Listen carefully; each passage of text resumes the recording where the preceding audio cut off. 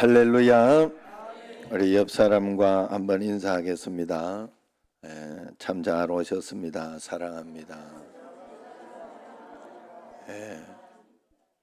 아유, 김홍열 집사님 이렇게 오셨네.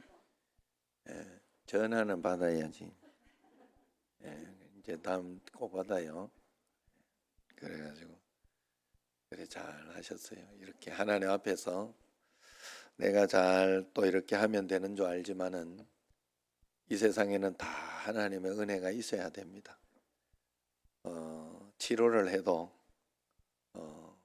병원에서 이렇게 병원에서 낫게 하는 것 같지만 결국은 하나님이 다 이렇게 몸이 세포가 살아나고 막 붙어주고 막 이런 걸 해줘야 돼요.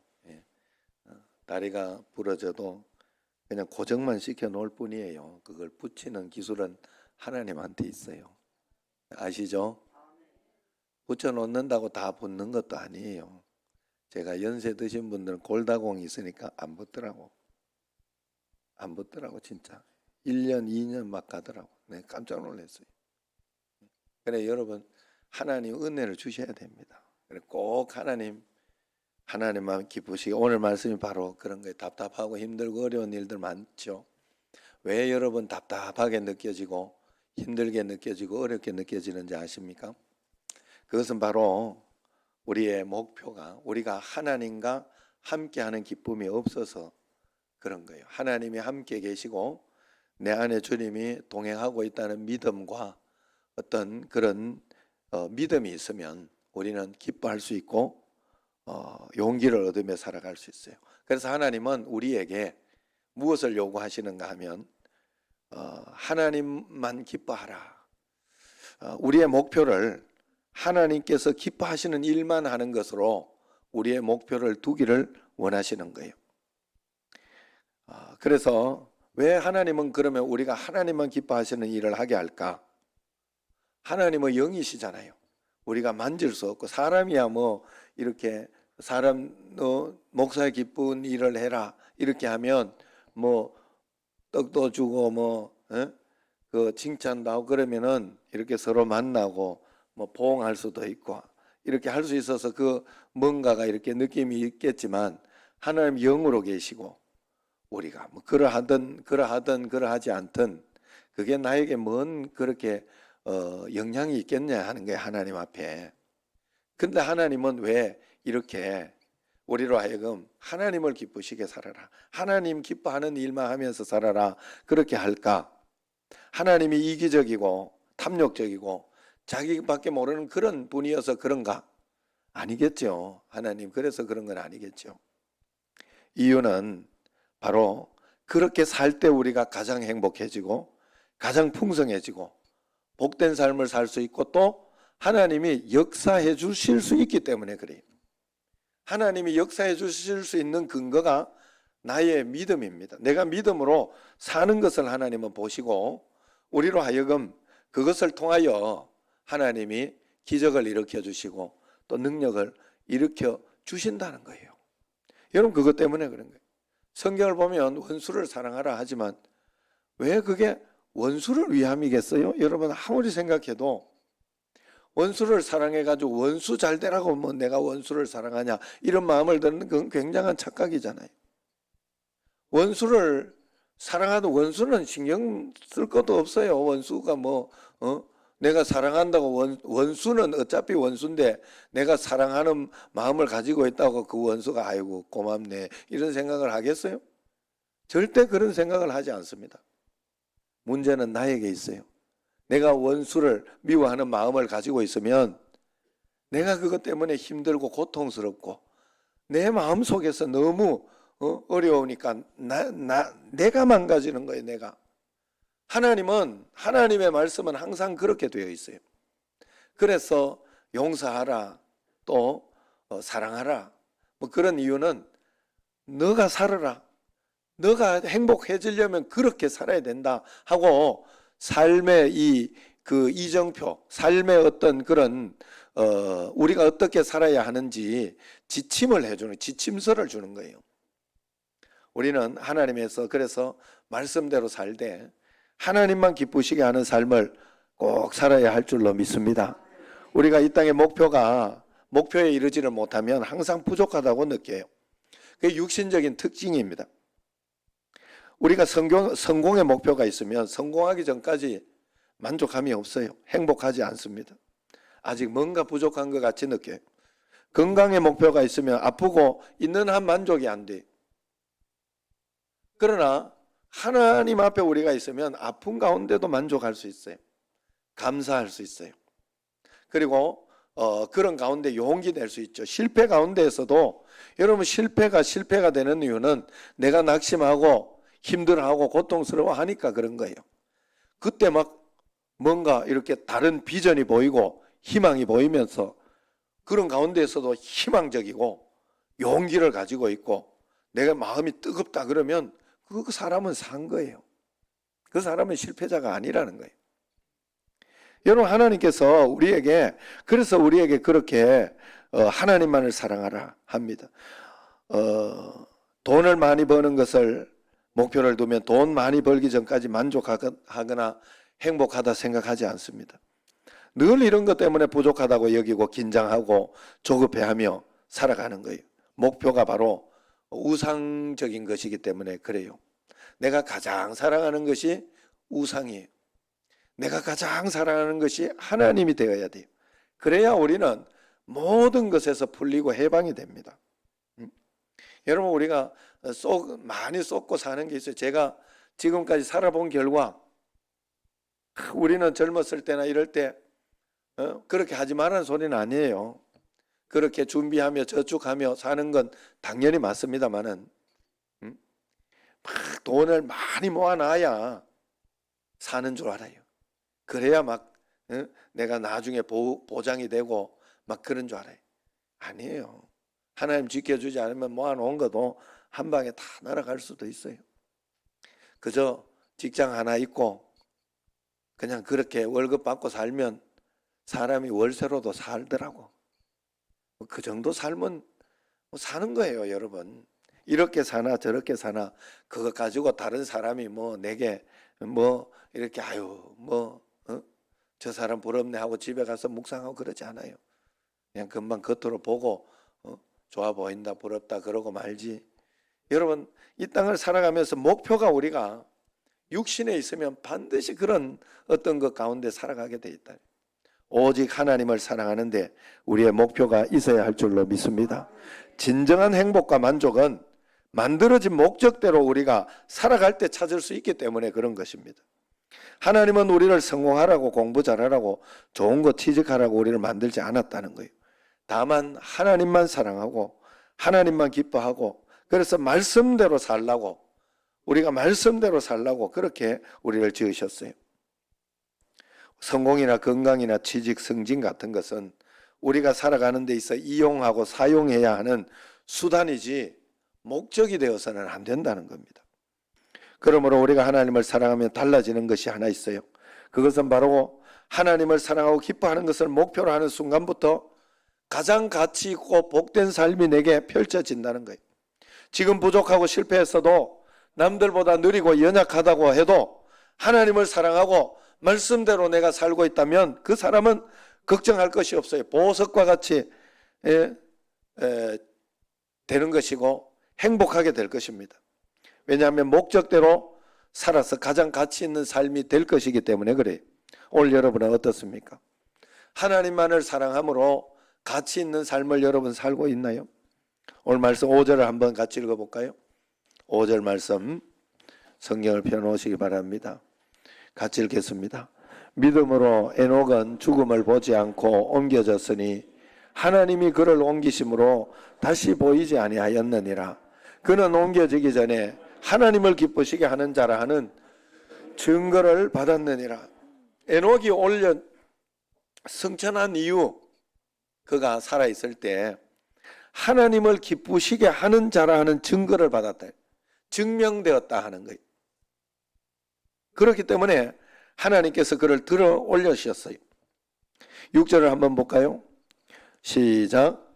믿음이 없이는 하나님을 기쁘시게 하지 못하나니 하나님께 나아가는 자는 반드시 그가 계신 것과 또한 그가 자기를 찾는 자들에게 상 주시는 이심을 믿어야 할지니라 했어요.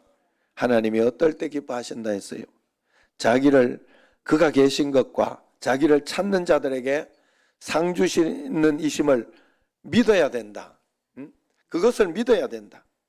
여러분, 우리는 막 헌금을 많이 하면 하나님이 기뻐한다고 생각을 해요. 아니에요. 그 교회 담임 목사나 기뻐하지. 여러분, 하나님은 믿음을 더 기뻐하셔요. 믿음 이후에 하는 헌금을 기뻐하셔요. 믿음으로 하는 오늘 이 예배를 기뻐하시는 것이지, 그저 나는 예배 막 의무적으로 했다고 그걸 하나님이 기뻐하시고 그런 것이 아니에요.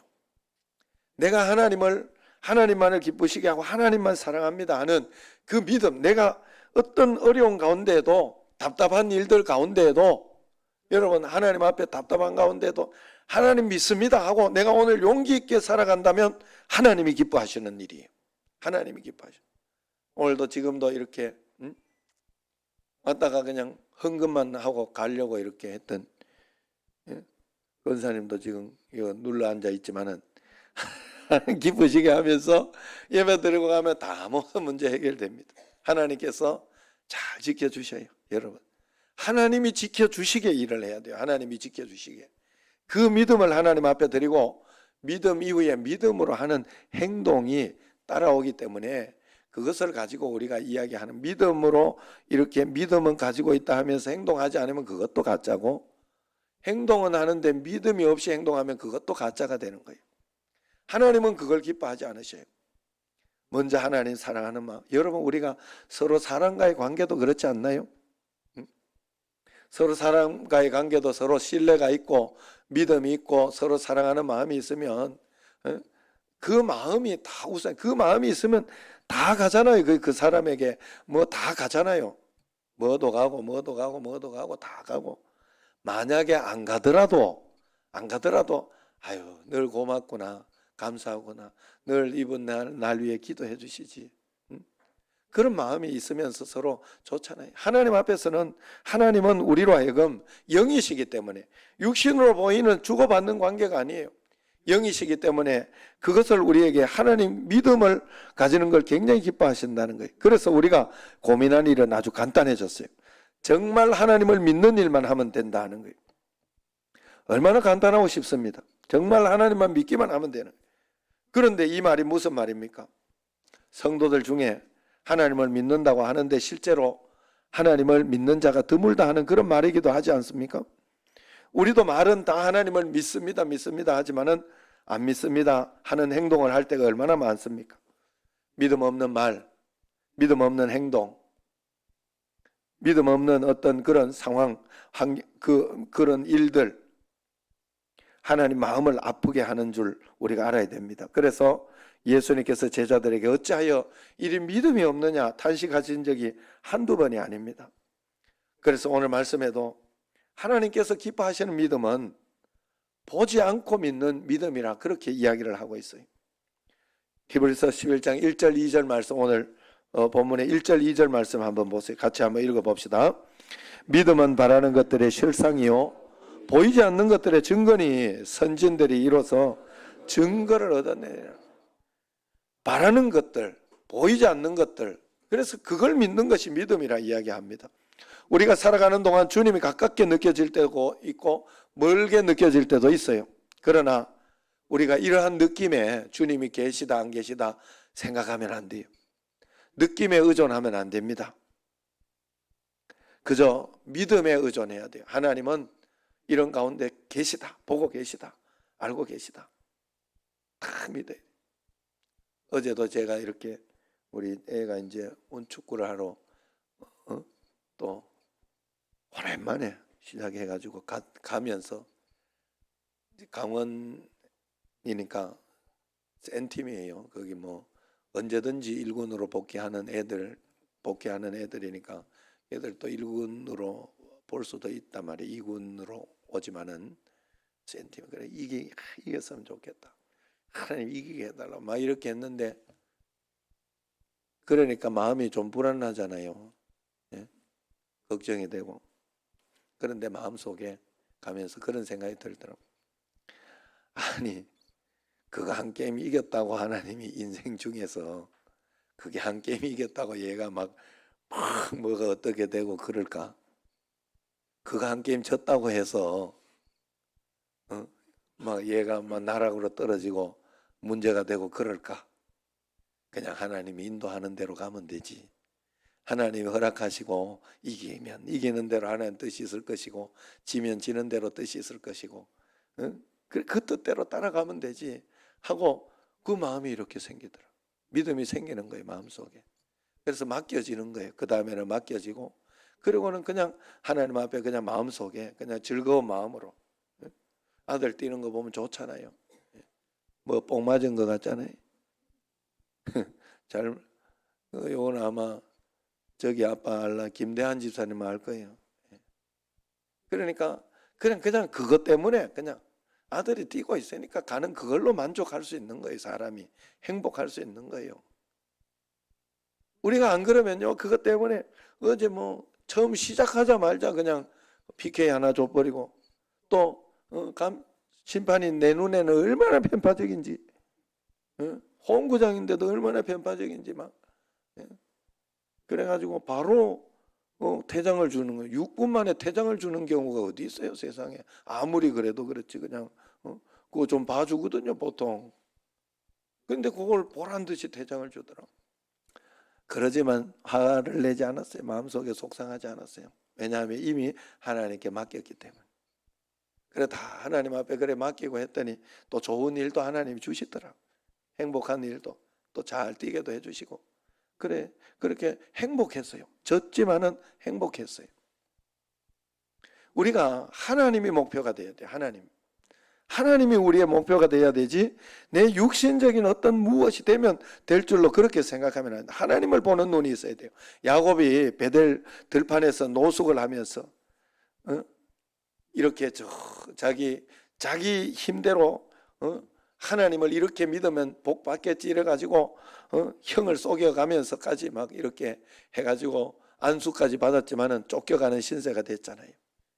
자기 삼촌을 찾아가는 그런 신세 가운데 노숙을 하면서 야 아무도 없구나, 나와 함께 아무도 없구나 하는 그런 생각을 하며 비참하고 처량하게 그 하룻밤을 보냈는데 야곱이 잠 깨어 일어난 후 이렇게 있잖아요. 이 찬송에 꿈에 하나님께서 환상 중에 사닥다리를 보여주면서 내가 기도할 때, 야곱이 기도할 때 그 기도를 응답을 받아서 가지고 가고 또 응답을 해주고 막 그런 일들을 이렇게 보여주신 거예요.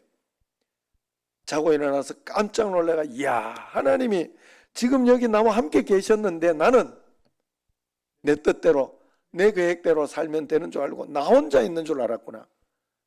여기가 하나님의 전이요 하나님의 곳이구나 그렇게 생각을 하고 그 하나님을 경배했지 않습니까?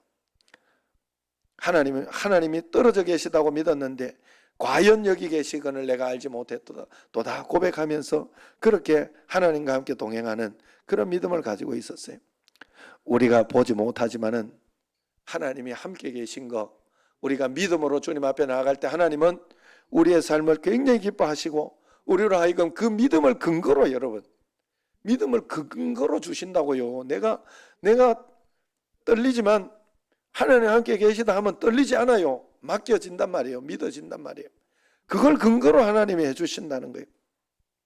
그렇기 때문에 오늘 말씀이 우리는 보지 못하지만 하나님이 함께 계신 것과 하나님이 자기를 찾는 자들에게 상 주시는 이심을 믿어야 된다. 그 두 가지를 믿어야 된다 하는 거예요. 여기에서 함께 계신 것과 자기를 찾는 자들에게 상 주신다는 말이 동급으로 이야기하고 있어요. 왜 그럴까? 하나님이 함께 계신 걸 믿고자 하면 상급 받으려고 하나님을 찾아야 된다 하는 그런 뜻이에요. 이 땅을 살아가는 목표가 내가 영원의 때를 위하여 상급을 쌓는 그러한 마음으로 내가 이 땅에서 하나님 앞에서 행해야 된다 하는 그런 뜻입니다.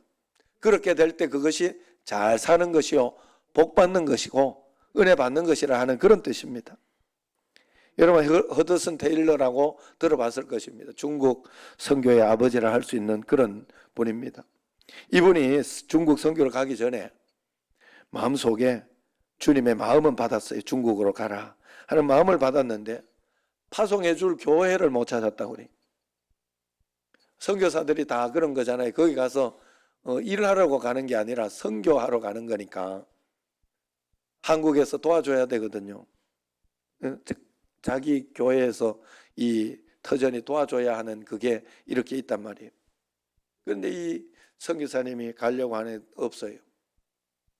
그래서 고민을 하고 있는데 기도하던 중에 하나님만 믿으면 된다 하는 답을 얻었다고 합니다. 그래서 무작정 중국으로 떠났다고 합니다. 죽으면 죽으리라 하는 믿음으로 순종한 것이 진짜 믿음이 된 것이죠. 그래서 그는 철저히 하나님의 공급하심에만 의존하고 그렇게 선교를 했다고 하죠. 그 결과 중국 내지 선교가 가능했고 중국 교회가 공산당 통치하에서 살아남을 수 있었던 믿음의 씨앗을 뿌릴 수 있었다고 하죠.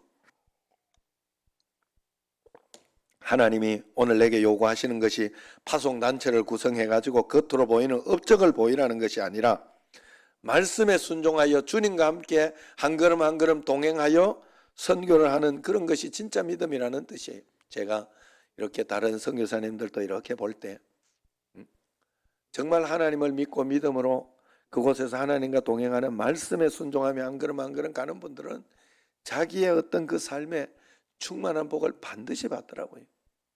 자기 거 자기가 다 찾아가더라고요. 김홍일 선교사님 올 때마다 내가 그걸 느껴요. 이번에 방글라데시 선교사님 한 분도 우리 후배 목사님이 마음속에 이분이 이제 방글라데시로 돌아가야 되는데 한번 모시고 말씀 들어야 되겠다 하는 마음이 이렇게 해서 주일날 모셨다고 해요.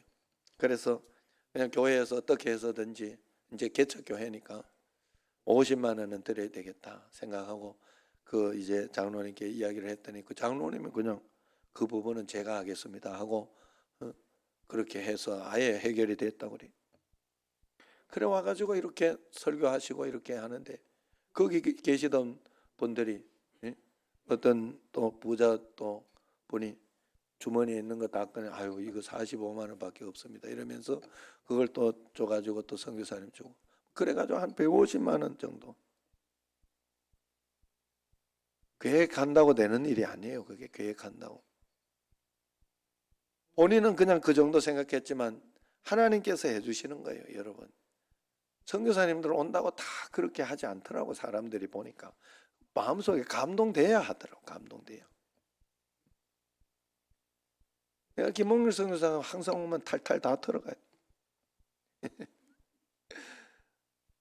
좋다는 소리예요. 예. 그게 진짜라는 소리예요.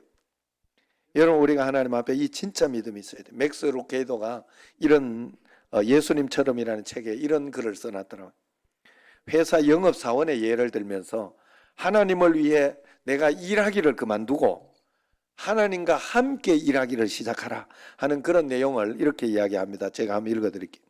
오래도록 나는 하나님을 후덕한 사장으로 나 자신은 충직한 영업사원쯤으로 생각했다. 하나님은 하나님대로 사무실에 계시고 나에게는 내 영역이 있었다. 나는 얼마든지 원하는 대로 그분을 방문할 수 있었다. 급할 때는 전화 한 통, 이메일 한 장으로도 만날 수 있었다. 사장 하나님은 나를 격려해 주시고 밀어 주셨으나 영업사원인 나와 동행하지는 않으셨다. 적어도 내게 사장인 하나님은 그런 분이었다. 그러나 어느 날 나는 고린도후서 6장 1절을 읽었다.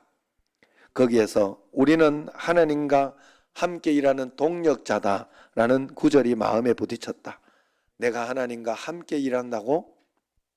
그날부터 하나님에 대한 발상의 전환을 이루게 되었다. 즉 나의 일과의 주로 하나님과 떨어져 있다가 아침 저녁에 잠깐 회의하듯이 만나듯이 하던 그런 만남이 아니라 하루 일상의 시간 내내 동행한다는 것을 알게 되었다. 내가 언제나 하나님의 임재와 동행 가운데 있다는 것이다. 내가 그 사실을 인식하고 있든지 아니든지 간에 그것은 실제 않은 사실이다. 그러므로 하나님을 위해 내가 일하기를 그만두고 하나님과 함께 일하기를 시작하라. 이렇게 적어놨다. 여러분 이 개념이 여러분에게 있어야 돼요. 나는 목회자들도 그런 사람들이면 하나님은 저쪽에 계시고 열심히 전도 막 이렇게 해가지고 하면 된다 해가지고 그 방법을 쓰려고 그렇게 하는 분들이 있습니다. 그럴 필요 없어요. 하루하루 한 걸음 한 걸음 그렇게 인도. 이번에도 노회에서 이렇게 유영은 장로님 돌아가시고 했는데 유영은 장로님 노회 안 온 지 오래됐고 돌아가시고 누구 아드님이나 이런 분이 노회 와서 활동하면 그분 눈치 보고 오지요. 말로 오겠어요. 그런데 제가 하나님 앞에 이렇게 기도하는 가운데 하나님께서 그 마음을 주시더라고요. 노회장을 모시고 또 장로회장을 모시고 그렇게 하면 예배 드리면서 한번 지혜롭게 해봐라. 그런 마음을 주더라고요. 그것 때문에 많이 오셨어요. 또 제가 아직 노회 서기로 있기 때문에 저 눈치를 봅니다. 그래가지고 나 없을 때 어떤 분들이 전부 내한테 문자가 와요. 나 언제 간데 안 계시대요 이러면서. 한 걸음 한 걸음 그냥 주님과 함께 사는 거예요. 그걸 가지고 막 이러면 될 거네 저렇게 그럴 필요 없어요. 그때 기도하면서 하나님 앞에 한 걸음 한 걸음 하다가 보면 하나님이 지혜를 주시고 인도하시는 만큼만 하나님이 안 해주면 안 해주는 대로 다 이유가 있어요. 교만하지 말라는 뜻도 있고 섭리하시는 그런 뜻이 있습니다. 그냥 그렇게 한 걸음 한 걸음 따라가는 게 우리의 전부입니다. 여러분. 그리고 최선을 다하여 하나님 앞에 살고 그 다음은 하나님께 맡기는 거예요. 여러분 그렇게 하는 것이 하나님이 원하시는 거예요. 하나님이 동행하다는 거예요. 믿음은 실제로 하나님을 위해 일하는 것이고 하나님과 함께 일하는 것을 이야기하는 거예요. 한쪽에 일방적인 하나님이 나를 막 머리채를 끌고 일방적으로 인도하지 않습니다. 하나님과 나는 상호간의 동력이에요. 주님은 말씀하시고 나는 순종하는 삶으로 사는 것인데 주님이 우리를 사용해야 하는데 우리가 도대체 듣지 않아서 문제고 들어도 뭔 말인지 알아듣지 못해서 하나님이 문제가 되는 거예요. 반대로도 마찬가지. 우리도 피조물이라 나 혼자 살 수 없어 주님의 말씀을 듣고 살아야 되는데 주의 음성을 듣고 싶지 않고 내 마음대로 내 뜻을 하나님이 해달라고 하기만을 요구하고 있으니 그게 문제가 되는 거예요. 그러므로 우리는 끊임없이 동행하고 동력하는 그런 훈련을 하면서 살아야 돼요. 한순간에 역사가 일어나는 것이 아니라 꾸준한 가운데 어느 날 내가 그렇게 살다가 보면 어느 날 내 신앙이 많이 성장했구나. 옛날엔 나 성경 한 번도 안 읽었는데 이번에 신방을 하니 어떤 분 이렇게 옛날에는 진짜 말 그대로 툭툭 털고 이렇게 교회 갔는데 지금은 성경을 읽는다고 목사를 오고는 읽습니다. 또 특별히 또 혼자 있을 때도 어플이나 이런 게 있기 때문에 그걸 가지고도 읽고 그렇게 한다고 하더라고요. 한 걸음 한 걸음 하다 보면 어느 날 내 믿음이 많이 자랐다, 많이 성장했다 하는 그런 것을 분명히 여러분 알게 됩니다. 그러므로 우리가 체험에 의존한 믿음은 진정 주님을 기쁘시게 할 수 없어요. 꾸준히 하나님과 함께 하는 어떤 그런 신앙을 가지고 이렇게 나가야 돼요. 보고 난 뒤에 안 믿을 사람이 누가 있겠어요? 보고 나면 믿지요. 그러나 하나님을 기쁘시게 하는 믿음은 하나님의 역사가 이루어지기 전에 믿는 거예요. 어려운 중에 믿는 게 하나님이 기뻐하시는 믿음이에요. 도무지 믿을 수 없는 상황 속에서 고통 속에서 믿는 게 하나님을 믿는 믿음입니다. 하나님은 우리에게 가장 큰 은혜, 가장 큰 기적을 이미 다 주셨어요. 그걸 내가 믿어내야 되는데 그냥 내가 믿고 싶다고 믿어지는 게 아니에요. 그래서 예배를 드리러 오는 거예요. 한 번 말씀 듣고 말씀대로 또 한 번 순종해보고 그러면서 믿음이 강해지는 거예요. 마음속에서 그 다음에는 담대한 믿음이 생기고 어떤 어려움이 있어도 고난이 있어도 질병이 있어도 오늘도 또 이렇게 보니까 사고도 있고 어려움도 있고 그렇게 하는데 딱 기도하면서 내가 마음속에 느껴지는 게 이 사단이 방해를 하는구나. 중요한 일을 해야 되니까 방해를 하고 이게 하는구나. 넘어지지 않을 것 같다. 이겨낼 수 있을 것 같다 하는 마음이 들더라면 이 말이에요. 여러분 우리가 하나님 앞에서 그 마음으로 살아가잖아요. 그러면 사람이 좀 실패하고 그래도 용기 내고 살고 있다. 끝이지. 뭐 많이 가지고 있는데 맨날 인상 쓰고 살고 있다. 그것도 반대로도 끝이지. 안 그래요? 많이 가지고 있으면 뭐해? 내가 행복하지 않는데. 아무것도 없으면 어때요? 내가 행복한데. 그러면 되지. 사람은요, 모두가 본인의 해석이라 그랬어요. 본인의 해석. 내가 내 인생을, 내 삶을 어떻게 해석하느냐? 하나님과 함께 해석하느냐? 그렇지 않느냐가 우리의 모든 것이에요. 모든 것이. 다 내가 생각하는 대로 살아요. 어려워도 이거 이길 수 있다 하고 그렇게 살면 그 사람은 그렇게 사는 인생이에요. 있는데도 아이고 부족하다 하면 그 사람은 부족한 사람이에요.